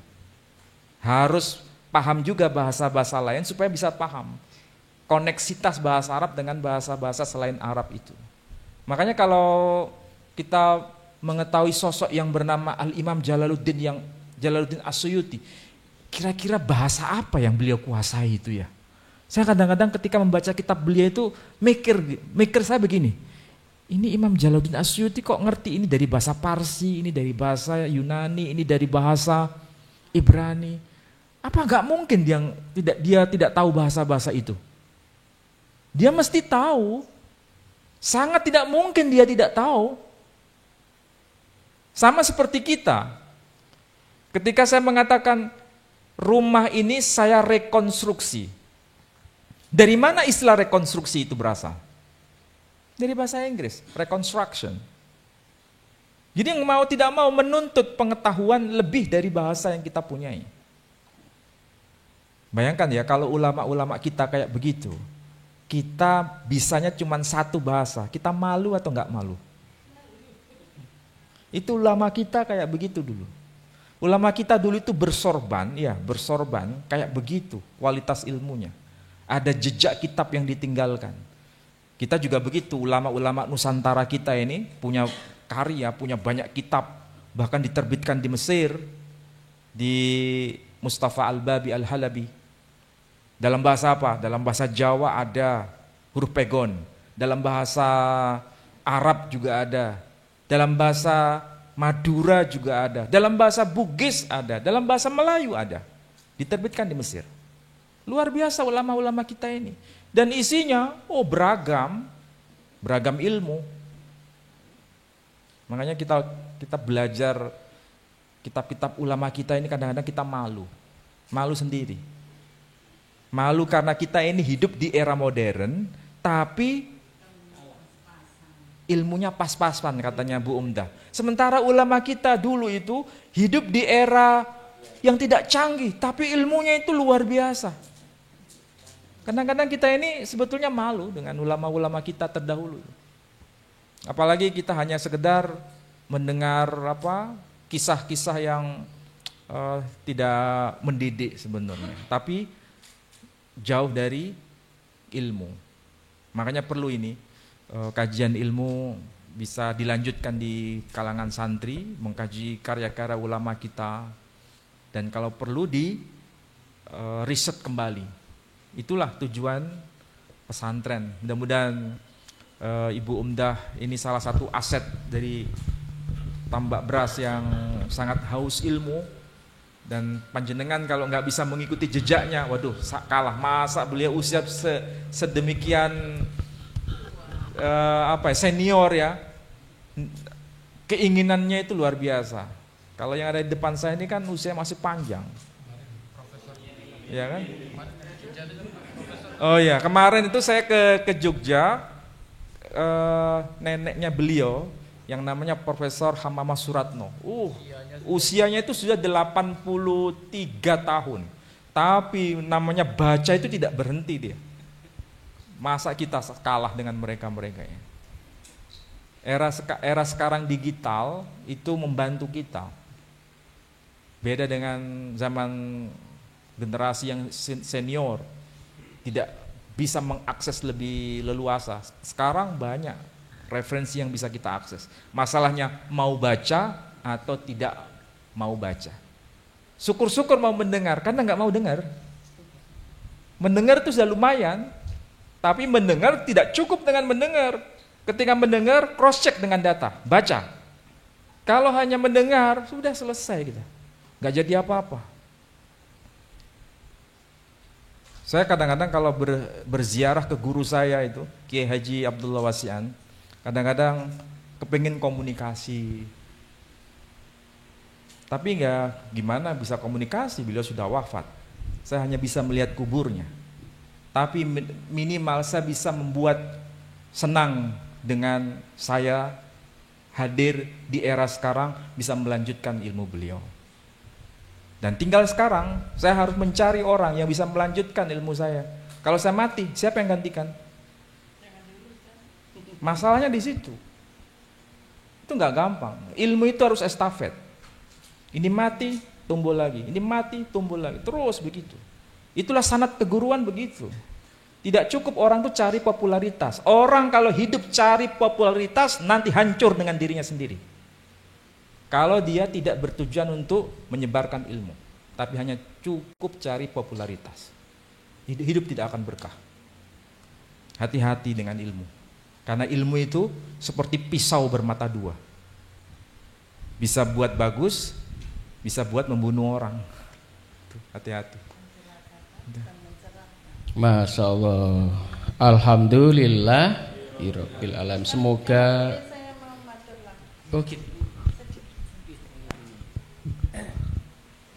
Nggih Ustaz, terkait dengan sejarah Ismail, itu ada yang hilang sekian puluh tahun. Itu Nabi Ismail itu mondok atau ngaji atau diumpetkan. Mulai umur 13 tahun kan nggak ada sejarahnya. Nggih, berapa? Umur 13 sampai berapa? Nanti mohon Ustadz Ali ini terakhir ya. Dan angka 13 itu dikatakan sebagai angka sial lah pakai gitu. Ini karena menyangkut Ismail dan ada kaitannya dengan budaya seperti itu di Indonesia atau mungkin di dunia. Jadi mohon Ustadz Ali bisa sedikit menjelaskan pencerahan kepada kita terakhir. Terima kasih. Ya, ini mungkin yang terakhir, barangkali ini bisa menjadi bahan renungan kita. Kenapa? Ismail itu kalau dijadikan kurban, ini kalau kita baca kitab tafsir Jalalain, seingat saya itu, beliau menyebutkan angka tahun minimal usia 13 tahun. dalam kitab tafsir Jalalain. Coba tolong dicek lagi. Jadi 13 tahun. Ketika menyebut angka 13 tahun, ini ada sesuatu yang menarik. Kenapa ada kesamaan dengan informasi yang ada di dalam kitab Taurat, meskipun dia disebut angka. Tapi kalau dihitung-hitung, itu angka beliau ketika Ishak lahir itu usianya sudah 13 tahun. Jadi selisihnya 13 tahun. Dan usia 13 tahun itu sebetulnya angka keramat dalam tradisi Yahudi. Angka apa? Angka penanda dewasa. Jadi kalau orang itu sudah dewasa, dia dibebani syariat, hukum Taurat, itu usia 13 tahun. Makanya disebut upacaranya bar mizwah. Bar itu anak, artinya anak. Mizwah itu perintah, hukum. Jadi anak yang sudah dibebani hukum syariat. Nah, Quran menyebutkan falamma balagha. Jadi baligh itu usia ya 13 tahun, 12 tahun. Itu usia baligh. Artinya dia sudah dikenai hukum syariat. Nah, itulah sebabnya angka itu begitu penting. Dan angka ini bukan hanya bicara mengenai Ismail saja. Nabi Isa itu usia 12 tahun, 12-13 tahun, dia diceritakan di dalam kitab Injil. Tapi setelah itu tidak ada cerita. Tidak ada cerita. Nabi Isa. Jadi setelah usia itu tidak ada cerita. Tiba-tiba usia 33 tahun baru muncul cerita. Jadi selama usia 13 tahun sampai usia 32 tahun itu blank. Tidak ada kisah sama sekali. Bukan berarti ini tidak penting. Ya karena ini kaitan dengan tradisi. Jadi penanda angka umur sekian-sekian itu lebih diinformasikan. Sementara kisah komplitnya tidak ada. Tapi alhamdulillah ya, ini yang mungkin barangkali yang lebih menyegarkan kita dalam beragama. Nabi kita Muhammad SAW itu usia kecil sampai wafat, semua itu kisahnya itu lengkap. Sementara yang lain-lain tidak lengkap. Hanya Nabi SAW kisahnya lengkap. Kita bisa baca dalam sirah apapun. Sirah yang kita baca misalnya apa? Sirah Nabawiyah li Ibni Hisham. Ya kan? Itu bisa kita baca. Atau Tarikh At-Tabari. Bahkan nasabnya itu sampai kepada Nabi Nuh itu disebutkan. Mulai dari siapa? Muhammad bin Abdullah bin Abdul Muttalib bin Hashim bin Abdi Manaf bin Qusay bin Kilab bin Murrah bin Ka'ab bin Lughai bin Ghalib ibn Fikhr alias Quraisy. Dari Quraisy ke atas bin Malik bin Nadr bin Kinanah bin Khuzaimah bin Mudrikah bin Ilyas bin Mudar bin Nizar bin Ma'ad bin Adnan bin Udad bin Zaid bin Yaqdir bin Yaqdum bin Hamasa bin Nabat bin Khaydar bin Ismail. Dari Ismail dan Ishak ini nyabang. Ismail, Ishak nyabang. Tapi Ismail ke Ibrahim, Ishak juga ke Ibrahim. Kalau Ismail bin Abraham atau Yitzhak bin Abraham, bin Terah, bin Nahor, bin Seruk, bin Ra'u, bin Pelek, bin Ever, bin Shela, bin Arpaksyad, bin Shem, bin Noah, ya kan? Sampai ke Adam, panjang lagi, wis. Cari sendiri. Itulah kelengkapan tarikh, bahkan sirah Nabi SAW ada di dalam kitab-kitab yang kita punya. Tapi tokoh selain beliau tidak lengkap. Hanya Nabi terakhir. Itulah sebabnya rahasianya kenapa disebut khataman Nabi. Mudah-mudahan ini bisa semakin mencerdaskan kita, mencerahkan kita untuk semakin belajar. Tidak cukup mendengar dari saya, pulang ke pondok, mulai ambil kitab, cari-cari itu data, kemudian dikaji lagi. Nah itu saya kira nanti dibimbing oleh Bunyai Omdah, insya Allah. Alhamdulillah cukup sudah ya. Semoga pertemuan ini tidak berhenti sampai hari ini, karena ke depan tadi Bunyai juga sudah ambisi saya. Kalau ada dialog kebangsaan antara Ustadz Ali dengan pendeta, itu beliau siap menjadi tuan rumah ya. Jadi kita akan kesana lagi untuk mengadakan kajian. Insya Allah Bunyai nggih. Semoga Allah mengabulkan. Dan kita tutup dengan doa. Monggo Ustadz Idam.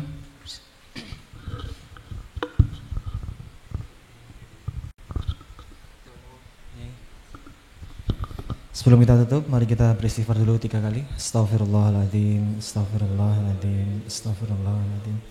A'udzubillahi minasyaitonirrajim. Bismillahirrahmanirrahim. Hamdan syakirin, hamdan naimin, hamdan yuwafi wa yukafi mazida. Ya Rabbana lakal hamdu kama yanbaghi li jalali wajhikal karim wa azimi sultanik. Allahumma ighfir lana dhunubana wa dhunuba walidayna wa jami'il muslimin wal muslimat wal mu'minin wal mu'minat al ahya'i minhum wal amwat innaka sami'un qaribun mujibud da'awat ya qadiyal hajat. Rabbi auzi'na an ashkura ni'mataka allati an'amta alaina wa ala walidayna wa an a'mala salihan tardahu wa adkhilna bi rahmatika fi ibadikas salihin. Rabbi ja'alna muqimas salati wa min dzurriyyatina ummatan muslimatan lak wa arina manasikana wa tub alaina innakal ghafurur rahim. Rabbana atina fid dunya hasanah wa fil akhirati hasanah wa qina adzabannar. Subhana rabbika rabbil izzati amma yasifun wa salamun alal mursalin alhamdulillahi rabbil alamin. Terima kasih Bunyai, terima kasih Yai Rofi'i, terima kasih Ustadz Menakam Ali, dan terima kasih untuk para santri semua. Semoga Anda tidak sia-sia hadir ke Surabaya, bisa membawa bekal. Tadi sudah dipeseni banyak sekali. Mulai sekarang kita giat belajar. Ini Bunyai, Masya Allah, belajarnya luar biasa ya. Baiklah, kita tutup ya. Wabillahi taufik wal hidayah. Wassalamualaikum warahmatullahi wabarakatuh.